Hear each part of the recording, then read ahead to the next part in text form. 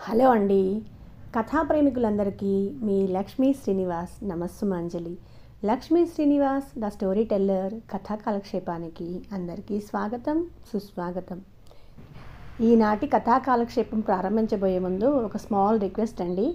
మన ఛానల్లో చాలా మంచి కథలు, నావెల్స్ చాలా ఉన్నాయండి.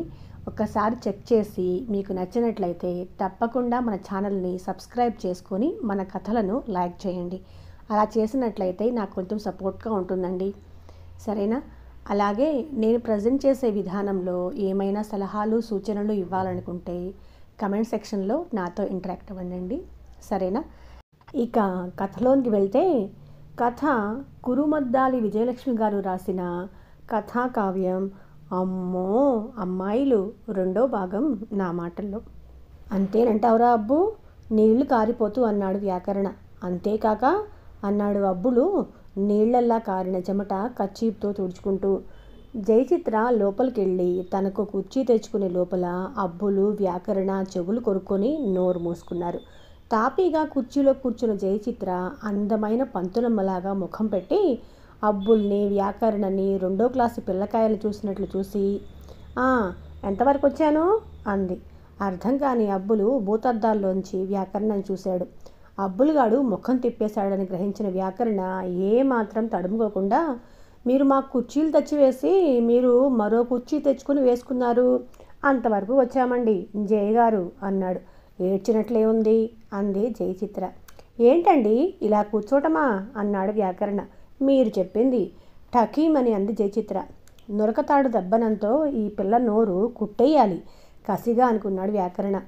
దొండపండు లాంటి పెదవులు ఎంత ముద్దొస్తున్నాయో చూడు, వాటిని కుట్టేయటానికి ఎలా మనసొప్పిందిరా రాక్షసుడా అంటూ అంతరాత్మ లోపల నుంచే కేకలేసింది. సరే, పెదవులు దొండపండ్లే, నాలుక మాటేంటి? అది నాలుక తాటిపట్ట? ఎంత ఇది, ఎంత అది?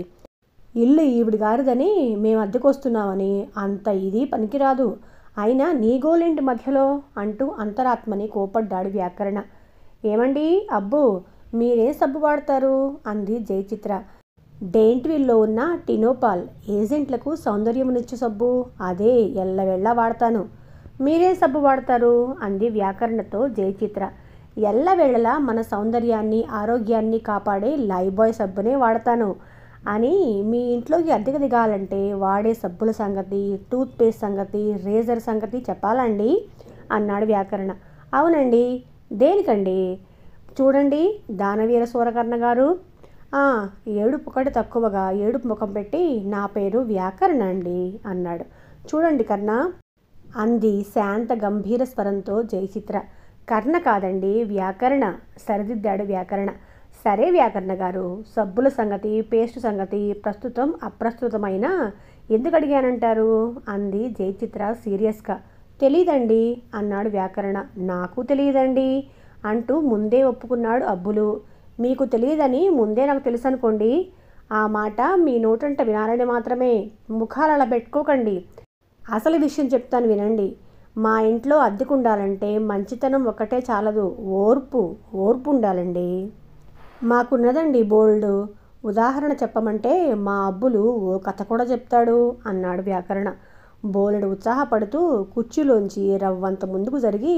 చెప్పమంటారా అన్నాడు అబ్బులు. మీ ఓర్పు తెలుస్తూనే ఉంది. కథలు వద్దు, కాకరకాయలొద్దు, నేను చెప్పేదినండి. అలాగే అన్నారు ఏకకంఠంతో ముక్తసరిగా. జయచిత్ర మొదలుపెట్టింది. మా ఇంట్లో చాలా వాటాలు అద్దెకిచ్చాము.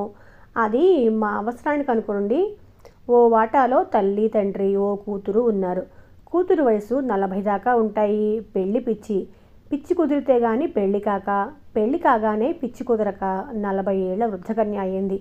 అందంగా ఉన్నా ఉండకపోయినా అబ్బాయిలు కనపడితే చాలు పెళ్లి పిచ్చి ప్రేమతో వెంటపడి వేధిస్తుంది. ఆ వృద్ధకన్యతో మీరు ఎలా ఏగుతారో ఏమో. నిజమా అండి అన్నారు ఇరువురు. నిజంగా నిజం. తర్వాత మరో వాటాలో ఓ మొగుడు పెళ్ళాం ఉన్నారు. పెళ్ళాం మీద అనుమానం. కనపడ్డ ప్రతి మగాణ్ణి అనుమానంతో వేధిస్తుంటాడు. మీకు అపనం తప్పదు ఆ అనుమానం మొగుడితో. అయ్య బాబోయ్ అని కుర్చీలోంచి ఎగిరిపడ్డాడు వ్యాకరణ. సంభాళించుకో అని ఊరడించాడు అబ్బులు భూతద్దాలని సవరించుకొని. ఇప్పటికీ 2 వాటాల కథలయ్యాయి. 3వ వాటాకొద్దాం. మూడో వాటాలో చెవిటాయన ఉన్నాడు. ఎదుటివారిని జిడ్డులా పట్టుకొని కనీసం గంట మాట్లాడతాడు. ఆయన భార్యకి నత్తి. అసలు మాట ఈవిడ నోట్లోంచి ఊడిపట్టానికి అరగంట పడుతుంది అంది. చెమిటి భర్తకి వినపట్టానికి 2 అరగంటలు పడుతుంది. అయిందా అండి?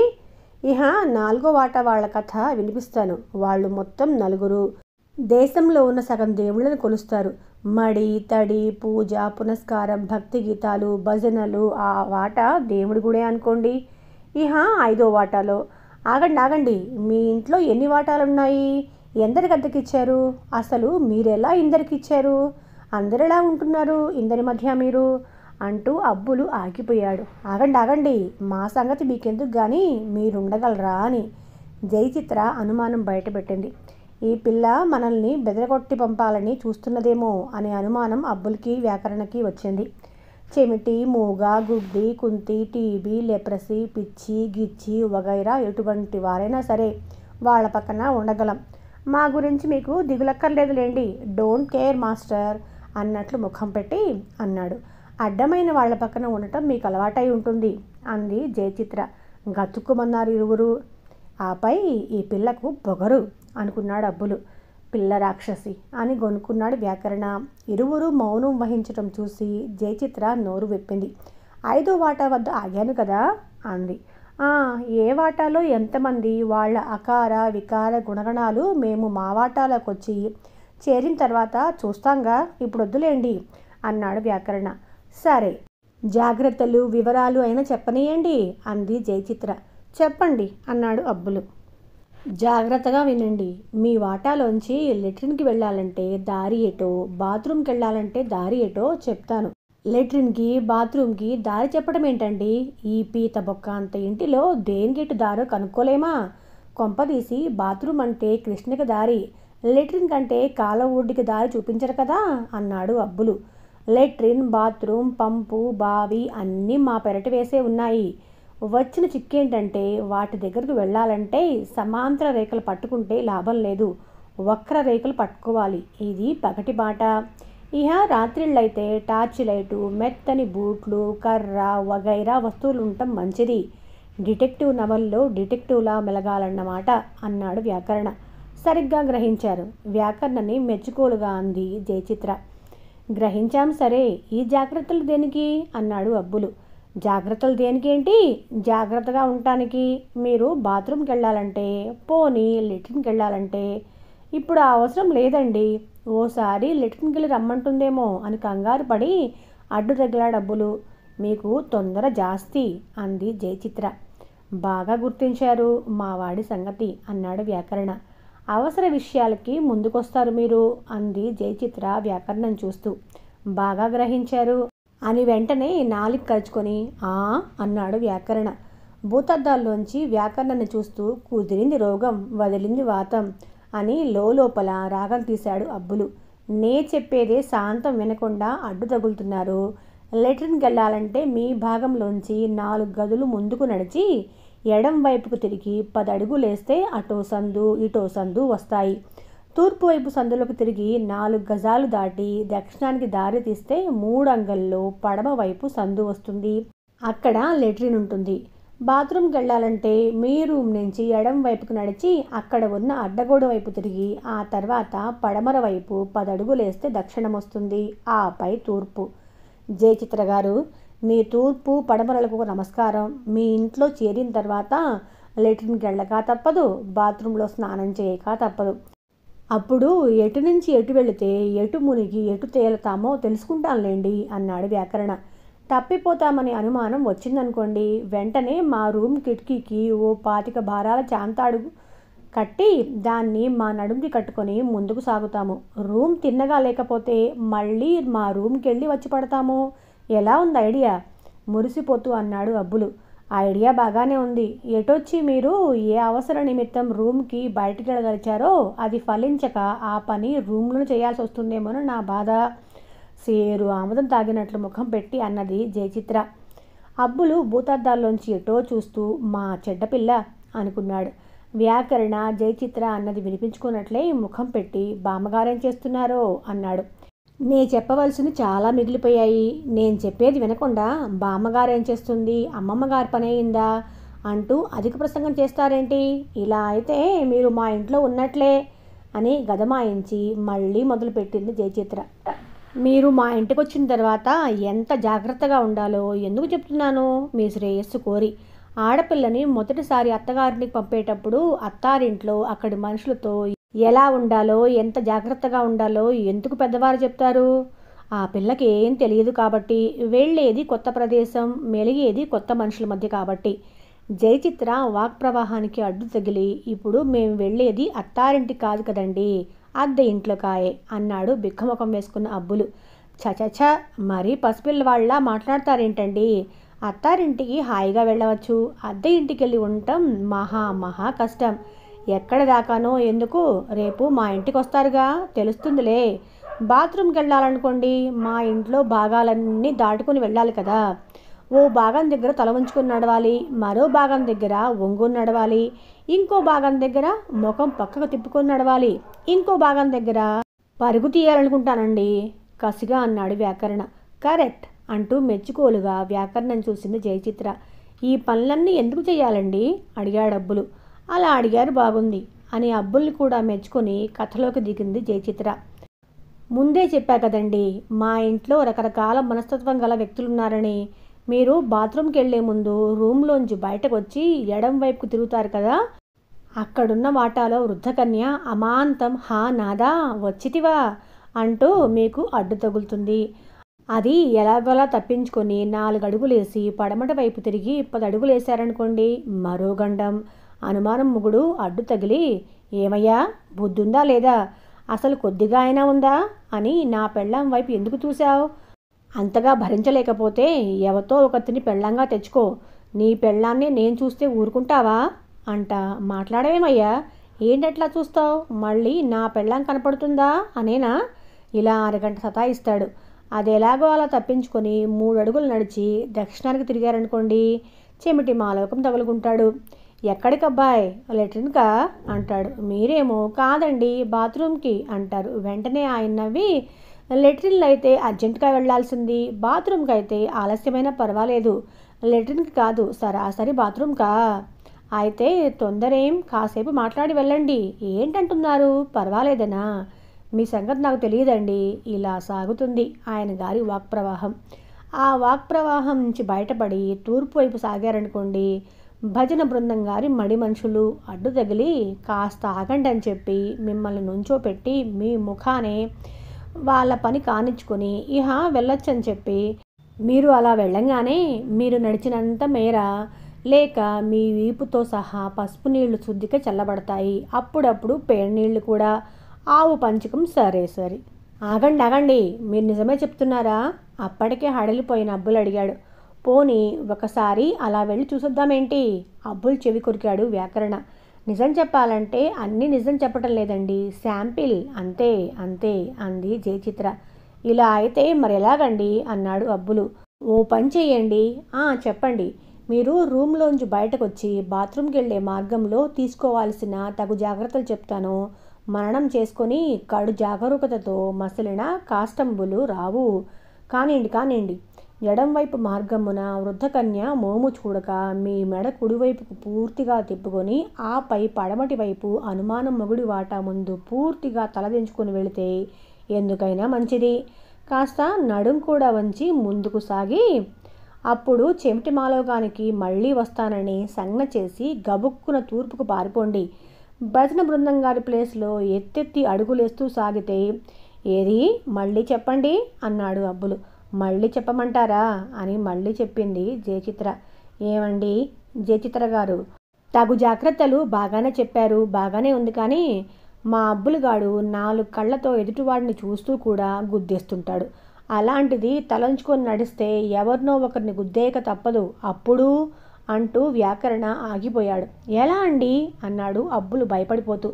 లాభం లేదు, ఇన్ని జాగ్రత్తలు ముందుగా మీకు, అది నేను మంచి పిల్లలు కాబట్టి చెబితే ఏమాత్రం లక్ష్యం లేకుండా, మాకు ఓ అలవాటు ఉంది, గుద్దుతాం తంతామంటే ఎలాగండి అసలు?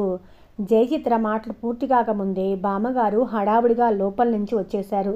వచ్చి, ఎల్లుండి 4:40 వజ్యం లేదు, అన్ని విధాలా మంచిది. అప్పుడొచ్చి గదిలో చేరండి అంది ముళ్ళ కిరీటం సరిచేసుకుంటూ. ఎల్లుండి మంచిది కాదు నానమ్మ, శనివారం శని పట్టుకుంటుంది అంది జయచిత్ర. నీ ముఖం కాదు, శనివారం దివ్యమైన రోజు, వెంకటరమణునికి ప్రీతికరమైన దినం అంది బామ్మగారు. ఆలస్యం అమృతం విషమని గబుక్కును అందుకొని, ఇది వరకు మేము ఆ ఇంట్లో చేరినప్పుడు శనివారమే చేరాం. దివ్యమయ రోజంటే శనివారమే బామ్మగారు అన్నాడు వ్యాకరణ. ఓహో, దివ్యమయ రోజు చేరారు కాబట్టే దివ్యంగా ఇల్లు మారుతున్నారు. ఇది ఎందుకు వచ్చిందో వ్యాకరణని ఊరకంటతో చూస్తూ అంది జయచిత్ర. ఈ పిల్ల ముక్కు చెవులు కొయ్యాలి కోపంగా అనుకున్నాడు వ్యాకరణ. భడవకాన, అన్నీ భడవ మాటలు, అల్లరి, భయపెట్టి ఆడిస్తుంది. దాని మాటలకేం నాయనా, ఎల్లుండి వచ్చేసేయండి అభయహస్తం ఇచ్చింది బామ్మగారు.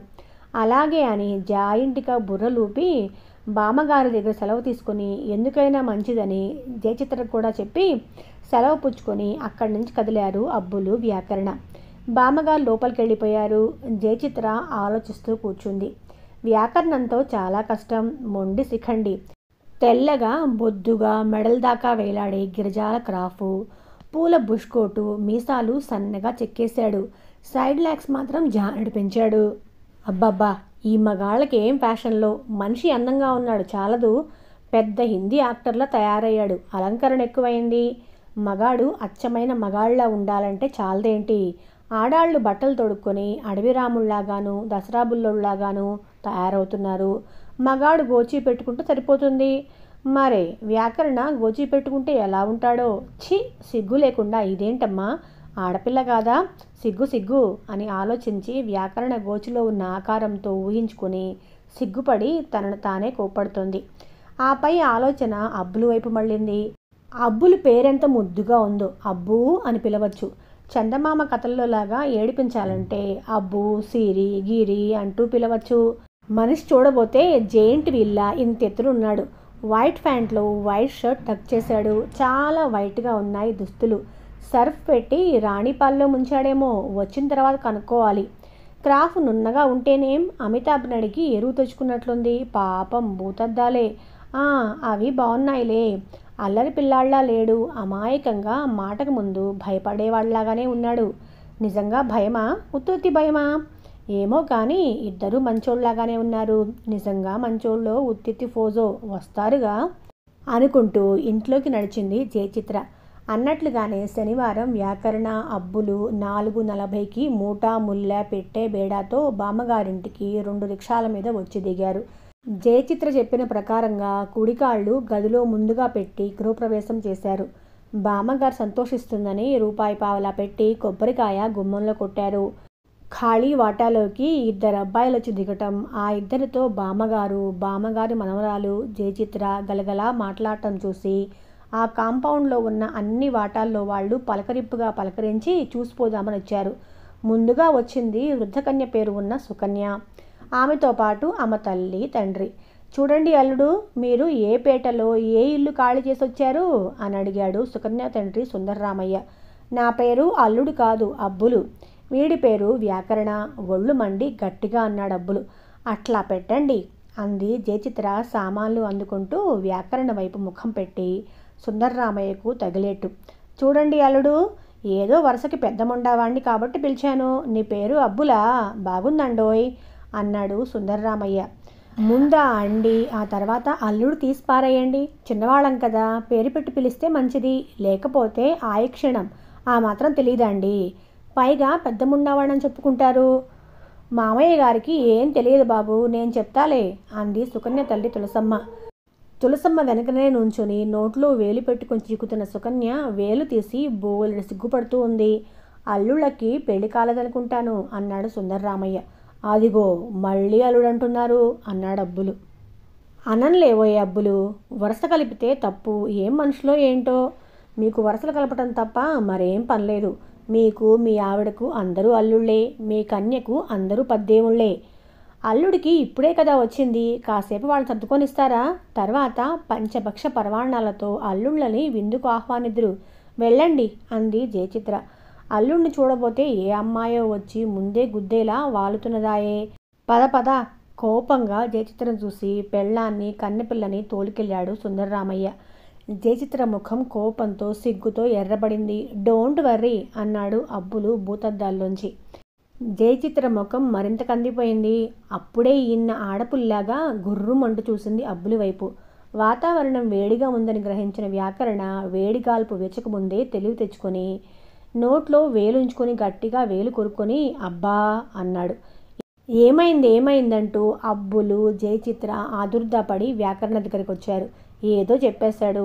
నోట్లో నాలుగున్న వ్యాకరణ అబ్బులు ఉన్న కొద్ది సామాను నీట్గా గదిలో సర్దుకున్నారు. ఓ 10 నిమిషాలు అక్కడే నుంచొని ఆ తర్వాత బామ్మగారితో బయటికెళ్ళింది జయచిత్ర. ఎలా ఉందిరా అబ్బాయి మన ఇల్లు? తీరుబడిగా చాప మీద జార్ల పడి వ్యాకరణ అన్నాడు. ఓరే వ్యాకరణం, మాటలు సరిగ్గా రాని, బతికి బట్టకట్టాలని లేదా? 4 కాలాల పాటు బతకాలని లేదా అంటూ కోప్పడ్డాడు అబ్బులు. కారణం చెప్పి కళ్ళెర చేయరా అబ్బు. బుర్ర లేకుండా మాట్లాడుతూ ఇంకా కారణం చెప్పాలా? మనిల్లు. నీ తాత నా తాత కలిసి కట్టించినట్లు మాట్లాడుతున్నావు. ఆ పిల్ల రాక్షసి విన్నదంటే వీళ్ళెవరో తిన్న ఇంట వాసాలు లెక్కబెట్టే రకం అనుకొని వెంటనే రూమ్ కాళ్ళు చేయమంటుందిరా బాబు. వ్యాకరణ ముఖంలో చిరునవ్వు చిందులాడింది అబ్బులు మాటలు విని. చూడబ్బు, మన ఇల్లంటే తప్పొచ్చిందా? ఇప్పుడు నువ్వన్న మాటే ఆ జయచిత్రాదేవి విన్నదంటే మక్కెలు కొంకులు భూమికలు విరగ్గొట్టి వీధి గుమ్మానికి తోరణంలా తగిలిస్తుంది అన్నాడు. నేనేం కాని మాట అన్నానురా కరుణ అన్నాడు అబ్బులు అయోమయంగా. ఏదో మన ఇల్లు అన్నాను. ఆ మాటని ఎలాగలాగా సమర్థించుకోవచ్చు. నీవేమన్నావు? జయచిత్రను పిల్ల రాక్షసి అన్నావు. బాగుందా? అలా ఒప్పుకో, బాగుపడిపోతావు. మనం ఈ ఇంట్లో 4 కాలాల పాటు చల్లగా ఉండాలంటే ముందు కాకా పట్టాల్సింది బామ్మగారిని కాదు, జయచిత్రని. అవునా? ఎస్ అని ఇంగ్లీష్లో ఒప్పేసుకున్నాడు అబ్బులు. నీవు ఒప్పుకున్నావు కాబట్టి ఉపాయం చెప్తాను, విని ఆచరించు. నీ అంతటి వాళ్ళు లేరంటే ఎవరైనా బూరులాగా పొంగి బుట్టలో పడిపోతారు. మనం జయచిత్రని అప్పుడప్పుడు మాటల మధ్యలో జయచిత్ర కళ్ళు వగైరా అవయవాలను వర్ణిస్తూ పొగుడుదాము. ఎలా అంటే, జయచిత్ర నీ మాటలు భలే బాగుంటాయి, నీవు నవ్వితే ముత్యాలు రాలినట్లే ఉంటాయి, అలా అన్నమాట. అర్థమైందిరా కర్ణ. జయచిత్ర నీ కళ్ళు లేడిని పోలి ఉన్నాయి, నీ నడుం పిడికడే ఉంది. అలాగేనా? అలాగే. సందర్భాన్ని బట్టి మన పొగడ్త మారుతూ ఉండాలి. ఎలాగో చెప్పు. మీ మాటలు ముత్యాలు మూటలు, మీ నవ్వు చిలక నవ్వు జయ, మీ నడక హంస నడక, మీ చూపులు మన్మథ బాణాలు. చాచా, ఉన్నట్లుండి మన్మథ బాణం దగ్గరికి వెళ్ళావేంట్రా? తప్పు. జయచిత్ర వింటే నిజమే రోయ్, వింటేనా మన్మథ బాణాలు కాదు నిప్పురవ్వలు కురిపిస్తుంది. జయచిత్ర చూపుల్లో చురుకు ఉంది. ఇంతలో జయ అన్నాడు. గుమ్మం దాటబోతున్న ఆ అమ్మాయిని చూసి కంగారు పడ్డాడు వ్యాకరణ. అబ్బులు జయచిత్రను చూడలేదు. జాజా ఏంట్రా, జయచిత్ర జపం చేస్తున్నావా ఏంటి అన్నాడు. గుమ్మం దాటి లోపలికి అడుగుపెట్టిన ఆ అమ్మాయి అబ్బులు మాట వింది. ఏమండోయ్, నేను లేకుండా నా పేరెత్తున్నారేంటి? ఉరుములా గర్జించింది. వ్యాకరణకి ముచ్చెమట్లు పోసేశాయి. ముందుగా చెమట తుడుచుకొని తెప్పరెళ్ళింది అబ్బులే. జయచిత్ర మా వాడి ఫేవరెట్. ఏడిపించాలని బుద్ధి పుట్టినప్పుడల్లా జయచిత్రకి మెల్లకన్ను, గొగ్గిపళ్ళు, కొంగముక్కు, కోరి వికారం అంటూ ఎక్కిరిస్తుంటాను. అది విని మావాడు ఊడుకుంటాడు. మీరొచ్చే ముందే జయచిత్రని ఏడిపించాలని. ఆహా, కాదు, మా వాడిని ఏడిపించాలని. జయచిత్రది ఏడుపు ముఖం అన్నాను. అలా కోపంగా చూస్తున్నారేంటి? మిమ్మల్ని కాదండి, మా వాడి ఫేవరెట్. జయచిత్ర ముఖం ఆపండి, ఆ అమ్మాయి గట్టిగా అంది. అబ్బులు అబద్ధాలు కట్టిపెట్టి నోరు మూసేశాడు. పంపు ఇంకా రాలేదని, మంచినీళ్లు తన ఇంట్లోవి ఓ కూజా బిందెడిస్తానని వెళ్తూ బామ్మగారు చెప్పి వెళ్ళింది. స్టీలు కూజా బిందె నిండా మంచినీళ్లతో జయచిత్ర గదిలోకి వచ్చేటప్పటికి అబ్బులు వ్యాకరణ జయచిత్ర గురించి మాట్లాడుకుంటున్నారు. అదే ఆ అమ్మాయి వింది.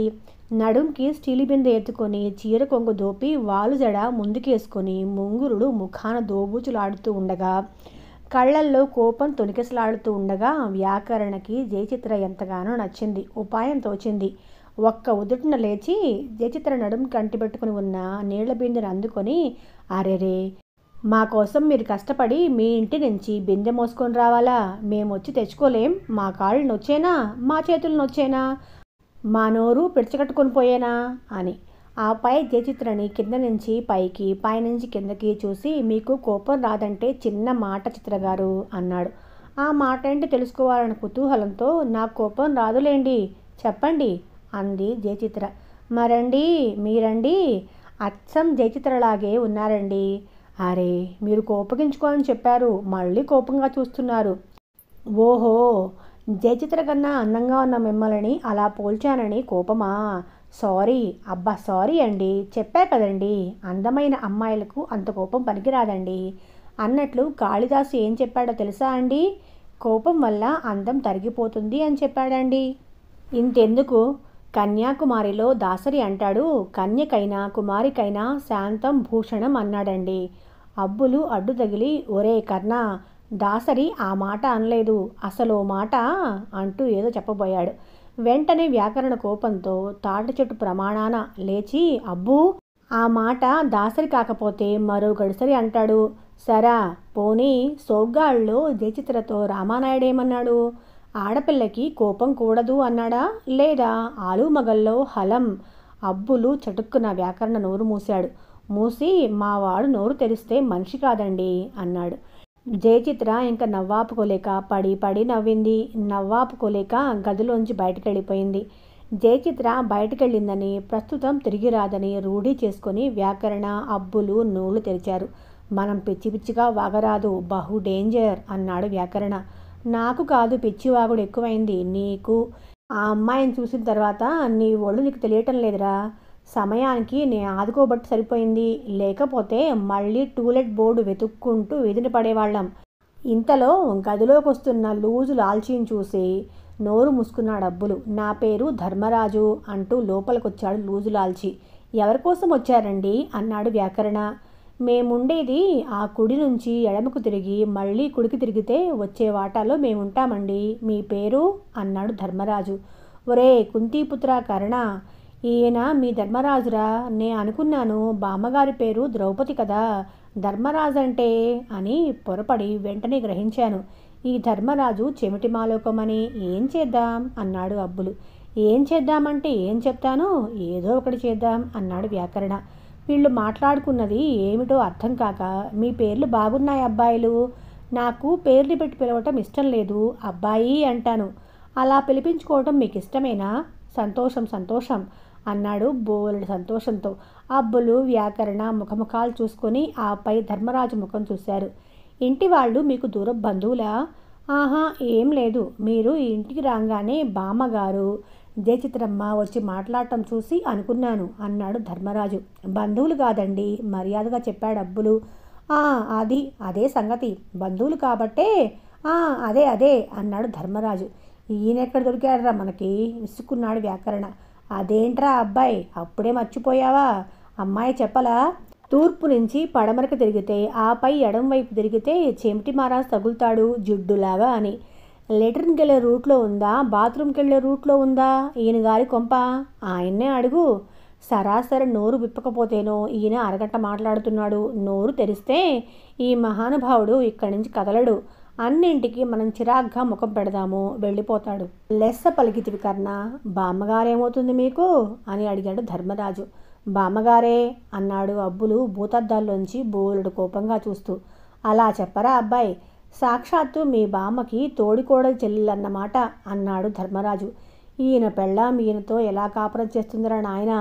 ఈయన్ని అడిగే బదులు ఈయన పెళ్ళాన్ని అడుగుదాం బాత్రూమ్కి వెళ్ళినప్పుడు. ఆవిడకి చెవులు లేదు, నీ తాట బలిచేస్తుంది. పోనీ ఈయన్ని అడుగుదాం, అడిగి చూడు. వీళ్ళ దోవన వీళ్ళు మాట్లాడుకుంటూ ఉంటే ధర్మరాజు అడిగేది అడిగేస్తున్నాడు. తన ప్రశ్నలకి జవాబిస్తున్నారనుకొని సంతోషపడి, వినయ విధేయతలు మీ వద్ద బాగా ఉన్నాయి అబ్బాయిలు, మంచి లక్షణం అన్నాడు. ఇది నయమేరోయ్ అబ్బు. ఈయనకి వినపడి చావకపోగా వినపడినట్లు ప్రశ్నకి సమాధానం చెప్పుకొని ఊరుకుంటున్నాడు. ఏంటి ఏంటి అని వినపడ్డదాకా వేధించడం లేదు. నిజమేం రోయ్ అంటూ ఒప్పేసుకున్నాడు అబ్బులు. మీ చదివేది ఏమిటోయ్? ధర్మరాజు గారి ప్రశ్న. వాడు సెక్స్, నేను క్రైమ్. అదే మంచిదోయ్. ఐఏఎస్ పరీక్ష పాస్ కావాలంటే మాటలా, రాత్రింబగళ్ళు బాగా చదువుకోండి రామచంద్ర అన్నాడు వ్యాకరణ. ప్రభో అని పూర్తి చేశాడు అబ్బులు. జిడ్డు ధర్మరాజు ప్రశ్నలు ఇంకా పూర్తి కాలేదు. మీ స్వగ్రామం ఏది అన్నాడు. అదేలేండి అన్నాడు అబ్బులు. అలాగా, మీ అమ్మ నాన్నగారులు అక్కడే ఉంటారా? అంతేలేండి. ఆయన ఏం చేస్తున్నారో?